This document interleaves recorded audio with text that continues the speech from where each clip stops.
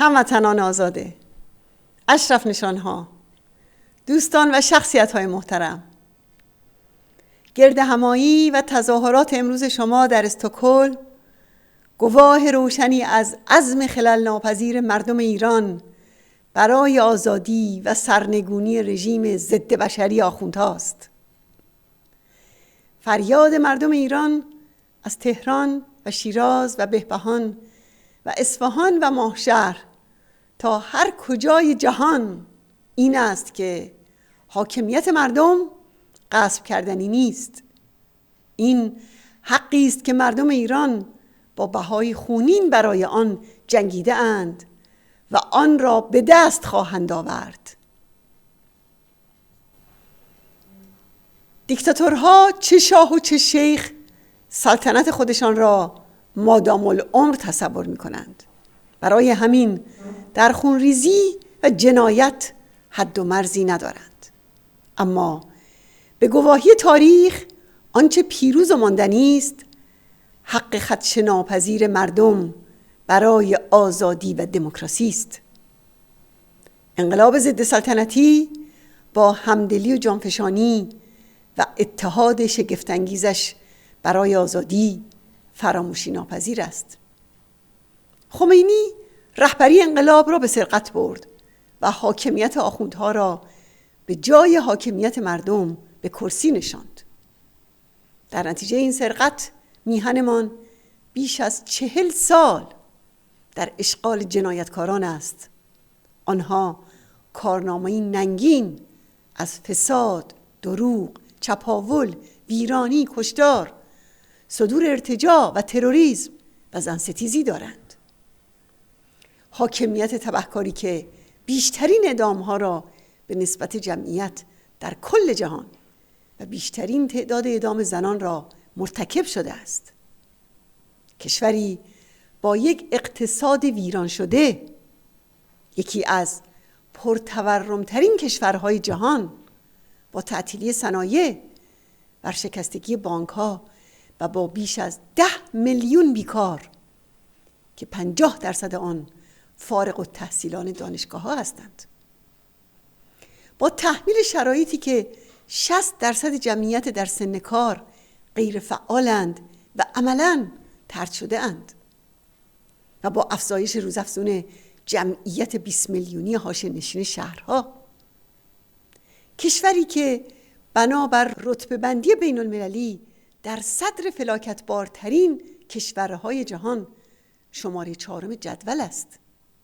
بله، در 4 دهه حاکمیت آخوندی سرزمینی را می‌بینیم که خاکش ویران، هوایش آلوده، جنگل‌هایش سوخته، دریاچه‌ها و تالاب‌ها و رودخانه‌هایش خشک شده و محیط زیستش نابود شده است. مردم و میهنی را می‌بینیم آسیب پذیر از حوادث طبیعی سیل و زلزله، پرمرگ و میر در سوانح و تصادفات، ضعیف و لاعلاج در فقر و نداری با فروش اعضای بدن و تحقیر شده در سرکوب و بیکاری و اعتیاد. و از آن سو مردم و میهنی را می‌بینیم ناآرام در مقابل بی‌عدالتی، پر امید برای تغییر، عصیانگر در مقابل سرکوب و تسلیم ناپذیر در برابر رژیم ولایت فقیه. با افتخار باید بگویم که در این 40 سال مبارزه برای آزادی حتی یک روز متوقف نشده و امروز در قیام‌های مردم ایران متبلور شده است. در قیام‌های پرشکوهی که از دی ماه 96 تا آبان و دی 98 همچنان ادامه داشته و سر باز ایستادن ندارد. همچنان که مسعود گفته است: نور مقاومت برای آزادی خاموش شدنی نیست. هرچقدر نور را بشکنند، انکسار نور تابش آن را بیشتر می کند.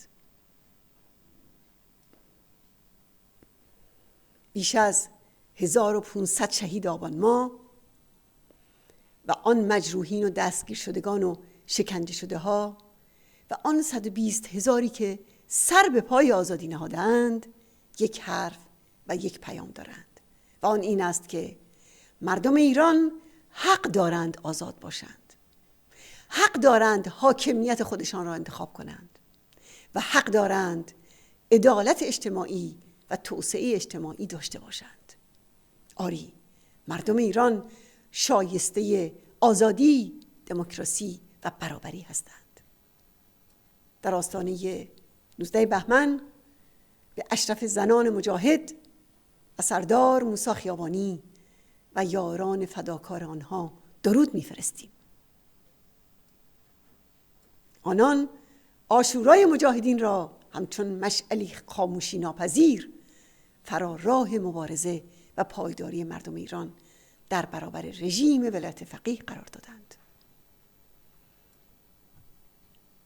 ایرانیان آزاده، اشرف نشانها در سوئد، آمریکا، آلمان، هلند، انگلیس، فرانسه، ایتالیا و کانادا، پشتیبانان قیام و کانونهای شورشی، تلاش شما برای رساندن فریاد مقاومت و قیام مردمتان به گوش جهان تحسین برانگیز است.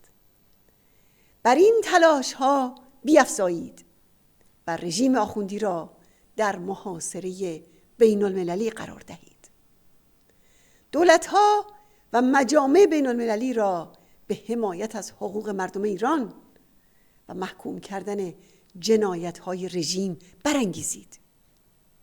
ارجاع پرونده جنایات رژیم به شورای امنیت، تلاش برای آزادی دستگیر شدگان قیام و اتخاذ یک سیاست قاطع در برابر نقض حقوق بشر و تروریسم و جنگ افروزی رژیم در منطقه وظیفه جامعه جهانی است. ایران آزاد با یک حاکمیت مردمی در چشمانداز است. با این امید پرشتاب و خروشان هر لحظه با قیام و هر لحظه برای قیام به پیش می رویم. سلام بر آزادی، سلام بر شهیدان آزادی، درود بر همه شما.